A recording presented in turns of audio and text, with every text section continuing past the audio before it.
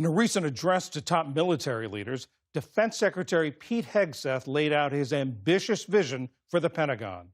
This urgent moment, of course, requires more troops, more munitions, more drones, more Patriots, more submarines, more B-21 bombers. It requires more innovation, more AI in everything and ahead of the curve. More cyber effects, more counter-UAS, more space, more speed. America is the strongest, but we need to get stronger and quickly.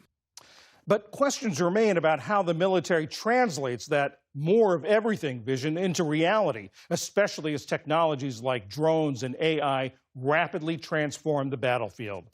Rogin spoke with retired Army Colonel Ken Gleiman, the editor-in-chief of Small Wars Journal and a professor at Arizona State University.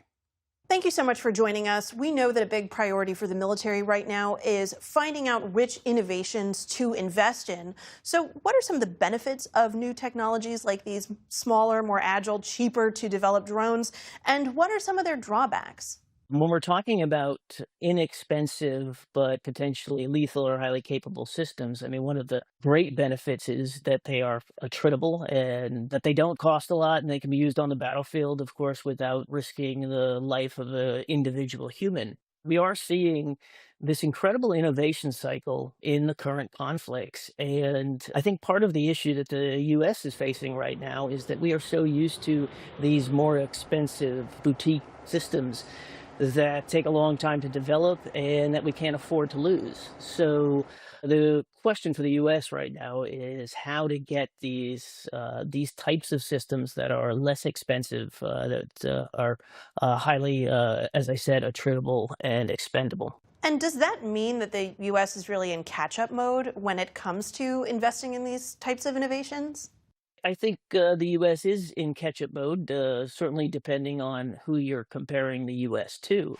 When it comes to these types of systems that you're talking about, the U.S. may have some really great systems and technology around, but actually having the supply chains and the innovation chains and the procurement systems to build, acquire, and then to integrate these systems into formations. I mean, I think that's where most experts would agree the U.S. is pretty far behind. The U.S. has had a tradition of having these, as I said, very expensive, very exquisite systems, and now the defense community is seeing the need to change and to change rapidly. Are tools like AI and drones, though, fundamentally changing the nature of warfare?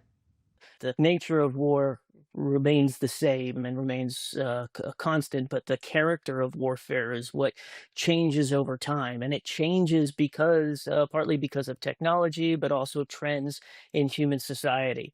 And so I think these current conflicts, for example, in Ukraine, if anything, they remind us of the constant nature of warfare, that it is a human endeavor and that it is filled with violence and chance and suffering for those involved. But we are seeing some differences in the ways that wars are fought. And I think that drones, autonomous systems, AI, these are things that we're starting to see a bit more of. What lessons can and should the military be learning from current conflicts like Israel-Gaza, like Russia-Ukraine? I mean, we're seeing incredible adaptation in the war in Ukraine that's happening in weeks, not months or years.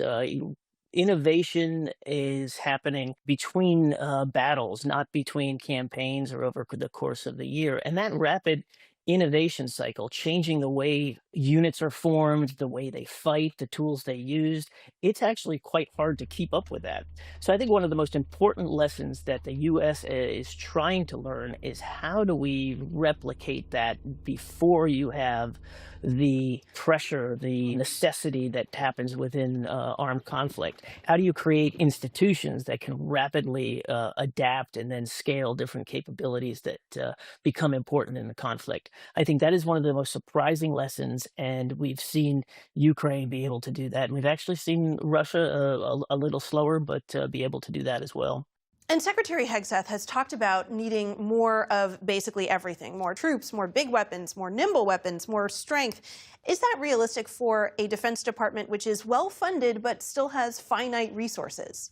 Every Secretary of Defense faces this sort of giant dilemma, which is one that I think is best framed between the decisions of three things that all cost money and time, and that's readiness, modernization, and capacity. You want your forces to be ready for the kind of conflict you think they're going to face.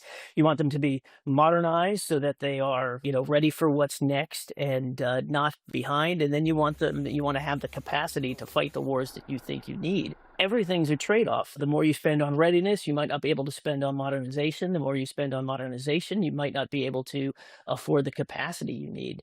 So yes, wanting more is clearly the temptation, but the real strategic choices come in how you do those three things. But even the U.S., with its tremendous defense budget, is, as you said, quite limited in resources. And the answer cannot be just more, more, more. Colonel Ken Gleiman, editor-in-chief of the Small Worlds Journal, professor at Arizona State University. Thank you so much for joining us.